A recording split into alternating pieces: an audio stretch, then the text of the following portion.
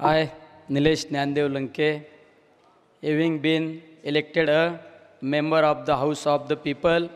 असं अगदी खेडवळ इंग्रजी बाजमध्ये निलेश लंके यांनी खासदारकीची शपथ घेतली। त्यानंतर इंग्रजीमध्येच ट्विट करत खासदारकीची शपथ घेतल्याची माहिती दिली। काही चित्र, काही गोष्टी, काही घटना अत्यंत प्रतिकात्मक असतात। लंकेंची ही कृती प्रतिकात्मक होती। ती माजी खासदार सुजय विखे पाटील यांनी केलेल्या अपमानाला प्रत्युत्तर देणारी, कोणताही वेगळा शब्द न बोलता इंग्रजीवरून केलेल्या हेटाळणीचा हिशोब सेटल करणारी, चॅलेंज पूर्ण करणारी होती। लंकेंनी हे चॅलेंज पूर्ण करत विखेंच्या जखमेवर आणखी मीठ चोळलं। आधीच झालेला पराभव आणि थेट देशाच्या संसदेत सगळ्यांसमोरच दिलेलं प्रत्युत्तर, या गोष्टी विखेंच्याही चांगल्या जिव्हारी लागल्या। लंकेंच्या या कृतीनं त्यांना पुन्हा एकदा थेट विखेंना नाडणारा नेता अशी प्रतिमा घट्ट केली। याच पार्श्वभूमीवर नेमके कोण आहेत निलेश लंके आणि कसा आहे त्यांचा राजकीय प्रवास, तेच आपण या व्हिडिओच्या माध्यमातून पाहूया। अत्यंत किरकोळ शरीरयष्टी, खुजी उंची, कपाळाला टिळा, डोळ्याला काड्यांचा चष्मा, खुरटलेली काळी पांढरी दाढी, हातात धागेदोरे, साधा शर्ट पॅन्ट अशा एकदम सामान्य वेशभूषेत निलेश लंके दिसून येतात। त्यांच्याकडे कार्यकर्त्यांच्या पोटात शिरण्याची आणि लोकात मिसळण्याची विलक्षण हातोटी आहे। तितक्याच कौशल्यानं ते आधुनिक समाज माध्यमांचाही वापर करतात। राजकीय संधी कधी पकडायची याचा विचार करण्याची त्यांची एक वेगळी स्टाईल आहे। लंके यांनी ग्रामपंचायत सदस्यापासून ते खासदारकीपर्यंतचा प्रवास पूर्ण केलाय। सुरुवातीला शिवसेनेचे आमदार विजय औटी यांचा कार्यकर्ता म्हणून त्यांची ओळख होती। पुढे तालुका प्रमुख झाले। पत्नीला आधी पंचायत समितीवर आणि नंतर जिल्हा परिषदेवर निवडून आणलं, पण त्यांना नियोजन समितीवर न घेतल्याचा राग होता। तिथूनच निलेश लंकेंमध्ये नेतृत्व करण्याची इच्छा बळावली। त्यांची इच्छा ही विजय औटी यांच्याही लक्षात येतच होती। त्यातून दोघांमध्ये वारंवार खटके उडायचे।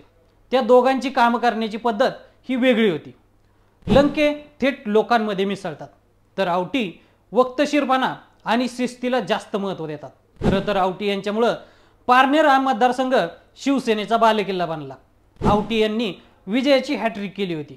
ते विधानसभेचे उपाध्यक्षही होते। एकूणच त्यांचा कामाचा आवाका आणि पक्षातील वजन पाहता तिकीट मिळणार हे फिक्सच होतं। लंके यांनाही तरुणांकडून विधानसभा लढवण्याची गळ घातली जाऊ लागली। त्यातच 2018चा तो दिवस उजाडला। पक्षप्रमुख उद्धव ठाकरे यांच्या पारनेर दौऱ्यात झालेल्या दगडफेकीचं खापर लंके यांच्यावर फोडण्यात आलं। त्यांची पक्षातून हकालपट्टी झाली। त्यावेळी शरद पवार राष्ट्रवादी काँग्रेससाठी पारनेरमध्ये उमेदवाराच्या शोधात होते। लंके यांना लगेच विधानसभेसाठी औटी यांच्या विरोधात राष्ट्रवादीने उमेदवारी दिली आणि दणदणीत विजय मिळवला। आमदार झाल्यानंतर एकाच वेळी शरद पवार, अजित पवार आणि सुप्रिया सुळे या तिघांशीही त्यांनी जवळीक निर्माण केली। त्यामुळे तिघांपैकी कोणी ना कोणी सातत्यानं लंके यांच्या कार्यक्रमाला हजेरी लावत। प्रसंगी औटी यांच्याशी पुन्हा तडजोडी करत त्यांनी पालिका, बाजार समितीवरही वर्चस्व मिळवलं। कोरोना काळात रुग्णांवरील उपचारासाठी सुरू केलेल्या केंद्राचा, तेथील कार्यपद्धतीचा सर्वत्र जसा गवगवा झाला, तसाच त्याबद्दल वेगवेगळे प्रवादही निर्माण झाले।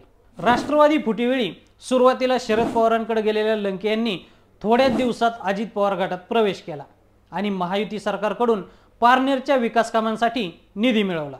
मात्र पुढे पुन्हा लोकसभेची संधी दिसताच शरद पवार यांच्या हाकेला साथ देत गट बदलला। एकूणच गट बदलत राजकीय प्रगतीची प्रत्येक संधी पदरात पाडण्याची राजकीय हुशारी लंके यांच्याकडे आहे। यंदाच्या लोकसभेवेळी राधाकृष्ण विखे यांच्यासारख्या मातब्बर नेत्याचे चिरंजीव असलेल्या सुजय विखे यांच्या विरुद्ध उमेदवारी करत लंके यांनी विखे कुटुंबियांवर मात करण्याची शरद पवार आणि बाळासाहेब थोरात यांची इच्छा फलद्रूप केली आणि स्वतःचे जायंट किलर म्हणून ओळख निर्माण केली।